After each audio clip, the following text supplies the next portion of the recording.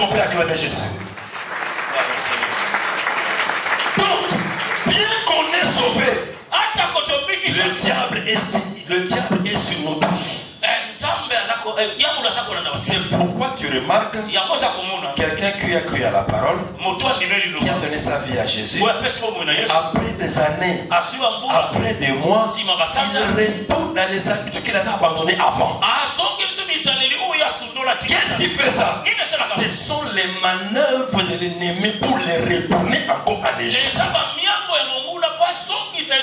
Mais c'est lui qui Dieu a sauvé. Même s'il manifeste quelques faiblesses, il ne demeurera pas dans ses faiblesses. Il finira par se tenir debout et il poursuivra son chemin. Les faiblesses dans la marche de la foi peuvent se manifester. Mais on ne va pas demeurer toujours dans ces faiblesses. Non. Amen. Amen. Est-ce que je peux parler à quelqu'un aujourd'hui? Je peux parler à quelqu'un aujourd'hui.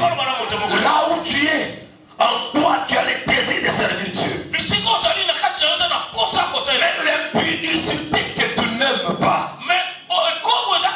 tu te retrouves que à chaque fois tu retournes dans tes choses. Oui, ça peut arriver. Mais si ça arrive, le diable s'est... Je venais à peine de terminer. J'ai prêché, j'ai dit. J'étais censé partir m'asseoir. Les pasteurs qui n'étaient pas au culte, ils venaient nous rejoindre vers jusqu'à la fin du culte. Et c'est lui qui avait le communiqué. Donc il revient, il vient répéter les mêmes mots. Il dit, comment reconnaître que ce que l'homme a dit vient du Seigneur? C'est lorsque c'est lui qui vient après lui, exactement c'est lui qui a répondu. Que Dieu vous bénisse. Amen. Nous prenons Exode 14. Pour pas assez de temps. On a beaucoup de choses à dire aujourd'hui. Amen. Amen. Que le Seigneur bénisse l'église de Akens. J'étais vraiment à l'aise au milieu de vous. Si Dieu me fait grâce, la semaine prochaine je dois rentrer. La semaine prochaine je dois rentrer pour être avec la famille. Être aussi avec l'église. Que Dieu vous bénisse pour tout ce que vous avez fait. Grâce à tes contributions, j'ai été bien nourri. Grâce à tes largesses, j'ai été bien logé. Que le Seigneur te bénisse pour cela et que tu ne puisses pas arrêter. Amen. Amen. Tout ce qu'on donne à l'œuvre de Dieu ici, c'est pour faire avancer l'œuvre de Dieu. Maintenant, suivez-moi attentivement. Exode 14. Je lis à partir du verset 1. L'Éternel parla à Moïse et dit, parle aux enfants d'Israël qui se détournent et qu'ils campent devant Pi-Hahiroth, entre Migdol et la mer, vis-à-vis des Baal-Tzephon. C'est en face de ces lieux que vous campérez près de la mer. Je vais sauter, je prends le verset 5. On annonça au roi d'Égypte que le peuple avait pris la fuite.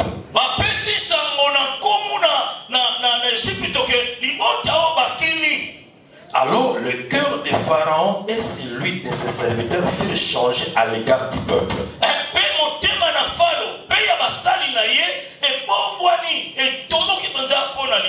Il dit, qu'avons-nous fait en laissant aller Israël, dont nous n'aurons plus de service?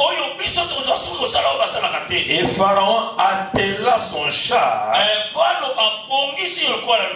et prit son peuple avec lui. Il prit 600 chars d'élite, le meilleur, et tous les chars d'Égypte. Il y avait surtout des combattants. L'Éternel endurcit les cœurs de Pharaon, roi d'Égypte. Et Pharaon poursuivit les enfants d'Israël, abattant sa frère. Ça t'amènera doucement, calmement en enfer. Oui, ce sont des choses semblables. Comme vous n'étiez pas pendant la semaine, laissez-moi profiter. Mais pour celui qui est sorti de l'Égypte, quand il revient dans ces choses, il dit Seigneur, ce n'est pas ma vie. C'est comme un poisson qui est habitué à nager dans l'eau. S'il sort de l'eau, il meurt. Moi, en tant qu'enfant de Dieu, ma vie c'est dans la parole. Si je sors de la parole, je meurs. Frère, ce matin, rêve de la parole. Ma soeur, rêve de la parole. Hors de la parole, tu ne vivras pas. Donc quand on sort, le diable n'abandonne pas. Là, c'était le premier aspect. Deuxième aspect d'Égyptiens. J'ai dit que les Égyptiens, ce sont les œuvres de la chair. Quand Moïse est sorti, il trouve un Égyptien qui frappait un Hébreu. La Bible dit Moïse tue l'Égyptien. Amen. Il a défendu son frère. Nous vous avons dit que ce que Moïse a fait là, c'est ça l'œuvre de la croix. Parce que les Égyptiens sont des incirconcis. Dans Colossiens chapitre 2, je pense Paul dit, vous avez été incirconcis. Il a présenté cette circoncision comme le cas du péché. Donc quand Moïse tue l'Égyptien, c'est Jésus-Christ qui met fin au péché par sa mort à la croix. Est-ce que vous comprenez? Donc l'Égyptien c'est le péché. L'Égyptien ce sont les œuvres de la chair. Donc quand Moïse tue l'Égyptien, en d'autres manières, Jésus-Christ met fin au péché. Jésus met fin aux œuvres de la chair. Est-ce que vous me suivez? Amen. En même temps, il tue les premiers hommes. Parce que nous sommes deux, non? Amen. Nous sommes d'abord nés par rapport à Adam. C'est-à-dire la naissance biologique. Ton père et ta mère t'ont engendré. Ça c'est la première naissance. La naissance adamique. Ça on appelle les vieils hommes dans les Écritures. Mais quand Christ meurt à la croix, sa chair là, c'était la nature du premier homme Adam. Alors quand il est tué, il met fin au premier homme, au vieil homme, pour laisser vivre un nouveau homme. L'homme, le nouveau homme c'est qui? C'est l'hébreu. Parce que l'hébreu est circoncis.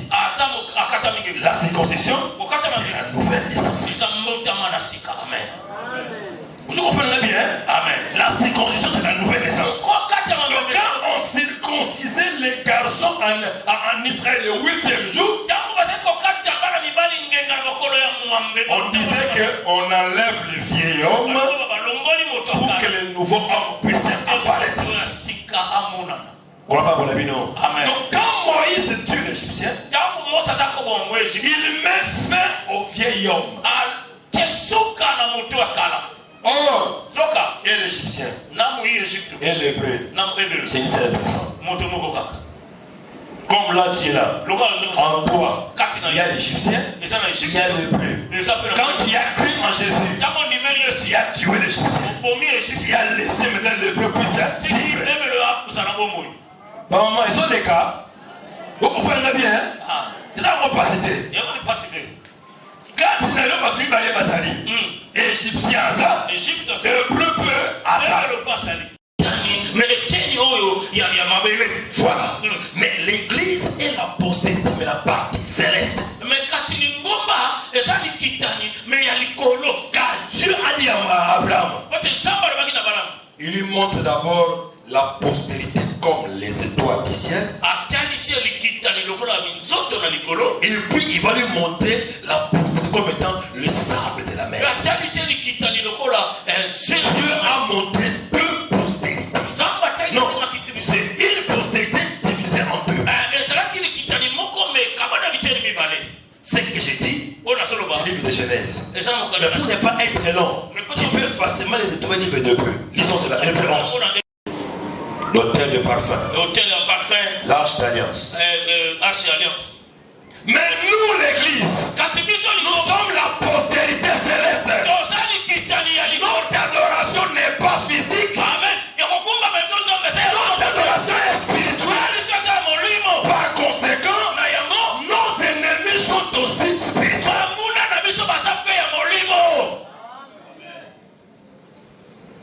Les gens qui tuent les démons avec des mitraillettes, ce sont des comédiens. Ils doivent arrêter à le faire. Ce sont des comédiens. Dans l'église de Dieu, on ne fait pas la comédie. Tu peux aller rejoindre Caleb ou les autres personnes. Mais je vous dis, pas dans l'église de Dieu. Amen. Amen. C'est que Paul a dit à Timothée. Comment tu dois te conduire dans l'église qui est la maison de Dieu.